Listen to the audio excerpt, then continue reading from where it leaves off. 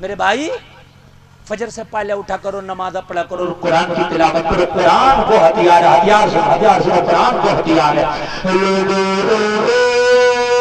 ایک دن ابو جہل مکہ کے اندر اپنے بڑے بڑے سرداروں کو اکٹھا کر کے میٹنگ کر رہا تھا۔ اور مکہ کے سرداروں ذرا یہ تو بتاؤ، یہ مذہب اسلام اتنی تیزی کے ساتھ مکہ میں کیسے پھیل رہا ہے؟ ذرا سنیے گا، ذرا سنیے بڑی تیزی کے ساتھ۔ دیکھیے مٹھی بھرتے پہلے حضرت خدیجہ نے کلمہ پڑھا، عورتوں میں سب سے پہلے، مردوں میں سب سے پہلے حضرت ابو بکر نے کلمہ پڑھا، بچوں میں سب سے پہلے مولا علی نے کلمہ پڑھا، غلاموں میں سب سے پہلے زید بن حارثہ نے کلمہ پڑھا۔ انہوں نے کلمہ پڑھی ہے تو 4-5 افراد تھے کل۔ اس کے بعد بڑی تیزی سے اسلام پھیلا، بڑی تیزی سے پھیلا۔ ابو جہل نے کہا یہ تو بتاؤ، ہمارے پاس پاور ہے، دولت ہے، طاقت ہے، پاور ہے، بیک گراؤنڈ مضبوط ہے، ہمارا کہنا نہیں مانتے، محمد کا کہنا کیسے مان لیتے ہیں؟ سننا ذرا، میں ہتھیار بتا رہا ہوں۔ مکہ والوں نے کہا او ابو جہل، تجھے پتہ نہیں محمد کی زبان میں تو اثر ہے ہی، مگر محمد جسے قرآن کہتے ہیں، جس کے سامنے قرآن پڑھنا ہے نا، وہ محمد کی بولی بولتا نظر آتا ہے۔ ہائے ہائے ہائے، توجہ توجہ فرمائیے، محمد کی بولی بولتا نظر آتا۔ لوگوں ہتھیار وہی ہے مگر تم نے چلانا چھوڑ دیا، تمہاری طاقوں میں سجا رکھا قرآن، گرد و غبار آ گیا۔ کبھی مہینوں میں دیکھتے ہو، بعض تو رمضان میں کھول کے دیکھتا ہے یار۔ جب تیرے پاس ہتھیار ہے، استعمال ہی نہیں کرے گا تو مقابلہ کیسے کرے گا؟ کہا جو محمد عربی قرآن دیا ہے، قرآن ایک ایسا ہتھیار ہے، بڑے بڑے کٹر وادیوں کو موم بنا دیتا ہے قرآن، بڑے بڑے اندھ بھکتوں کو موم بنا دیتا ہے قرآن۔ کہا ایگزامپل، مثال دو۔ ابو جہل نے کہا مثال دو۔ کہا مثال سب سے بڑی تیرے سامنے ہے، عمر ہاتھ میں تلوار لے کے نبی کی گردن کاٹنے نکلے تھے۔ عمر ہاتھ میں تلوار لے کے نبی کی گردن کاٹنے نکلے تھے۔ تو نے نہیں دیکھا بہن کی زبان سے قرآن سنا تو نبی کی بارگاہ میں گردن جھکا دیا اور جھکا کے بولے آقا جو جان مانگو تو جانے دیں گے، جو مال مانگو تو مال دیں گے، ہوگا نا ہم سے کبھی یہ ہرگز، نبی کا جاہو جلال دیں گے۔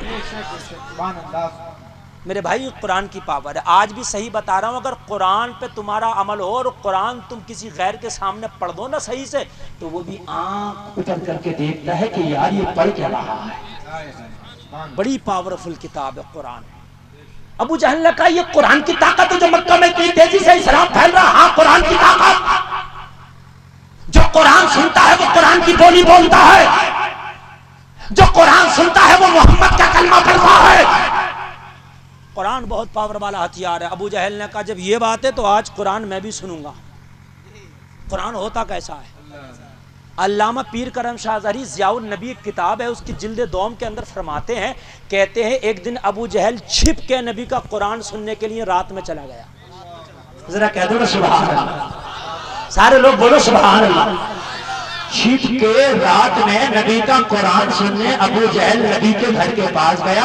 رات بھی ابو جہل نبی کی گھر کی دیوار سے کان لگا کے کھڑا ہو کے قرآن سن رہا ہے۔ اب مجھے بتاؤ دنیا کا کوئی قاری قرآن پڑھے تو مزہ آتا ہے، آمینہ کا لال قرآن پڑھے تو کتنا مزہ آتا ہوگا۔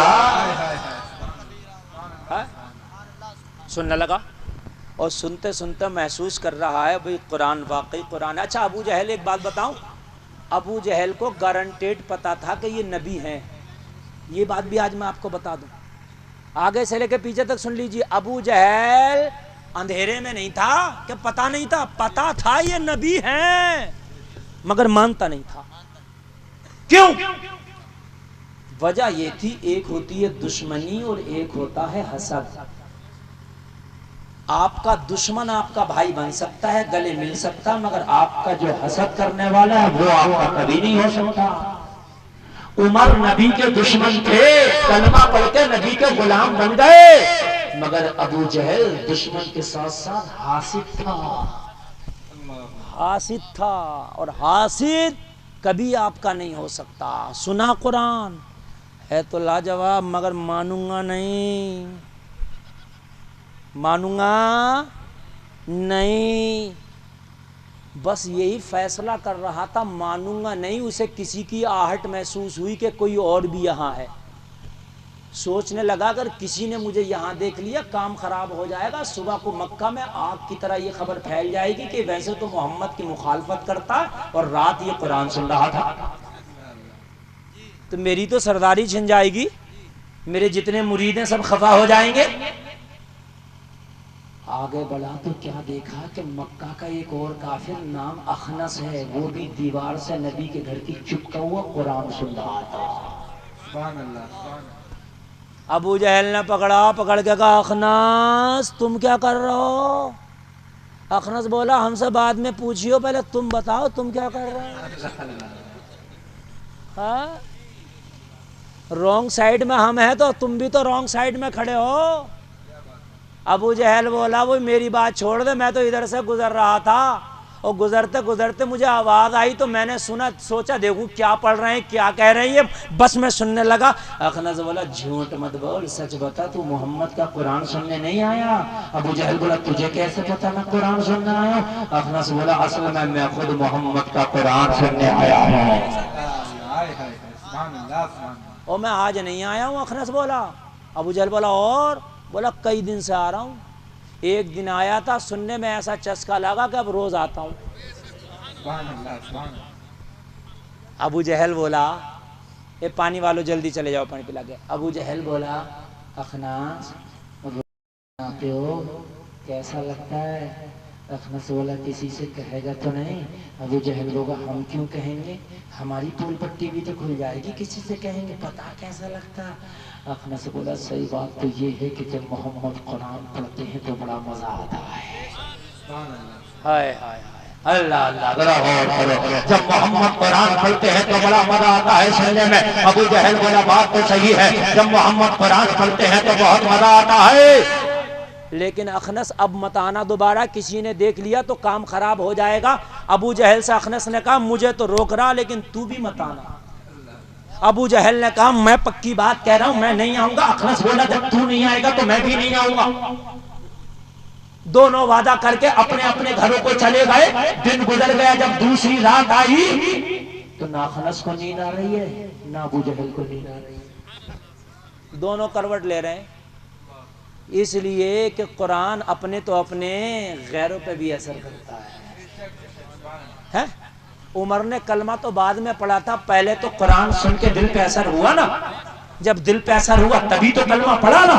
میرے بھائی تم نے تو قرآن پڑھنا ہی چھوڑ دیا، تم نے تو قرآن کی تلاوت ہی چھوڑ دی۔ کہا اخنس نے اللہ اللہ ذرا غور کرنا، یہ رات کو اپنے گھر پہ سویا اسے نیند نہیں آئی، ابو جہل اپنے بستر پہ لیٹا اسے نیند نہیں آئی، دونوں کروٹ پہ کروٹ لے رہے ہیں، اسے نیند نہ اسے نیند نہ اسے نیند نہ اسے نیند، دونوں پریشان ہیں، دونوں پریشان ہیں۔ اخنس اٹھا اور اٹھ کے سوچنے لگا میں تو کئی راتوں سے قرآن سننے جا رہا تھا، رات ابو جہل نے کیا دیکھا کہ مجھے منع کر دیا، لاؤ چپکے سی جا کے تھوڑی دیر اگر قرآن سن لوں تو ابو جہل کو کیا پتا چلے گا میں آیا تھا۔ ابو جہل تو منع کر کے گیا نہیں آنا۔ اخنس اٹھا اور اٹھنے کے بعد اپنے بستر سے نکلا اور نکلنے کے بعد نبی کے گھر کے پاس جا کے قرآن سننے کھڑا ہو گیا۔ ادھر ابو جہل پریشان تھا، اس نے سوچا اخنس کو تو منع کر ہی دیا، وہ تو آئے گا نہیں، اگر تھوڑی دیر میں جا کے سن لوں تو اخنس کو کیا پتا چلے گا میں آیا تھا، میں تو صبح کو کہہ دوں گا بھائی میں نہیں گیا تھا۔ بس ابو جہل بھی یہ سوچ کے آ گیا اور نبی کے گھر کی دیوار سے کان لگا کر چپک کر سننے لگا۔ سنتے سنتے ابو جہل کو لگی کسی کی آہٹ، آگے بڑھا تو اخنس کھڑا تھا۔ ابو جہل نے اخنس کو پکڑ کے کہا کیوں بھائی رات تو میں نے منع کیا تھا تو کیوں آ گیا؟ اخنس بولا ہم سے بعد میں پوچھو، پہلے خود بتاؤ تم کیوں آ گئے؟ ابو جہل بولا میں تو تجھے دیکھنے آیا تھا کہ تم آ تو نہیں گیا۔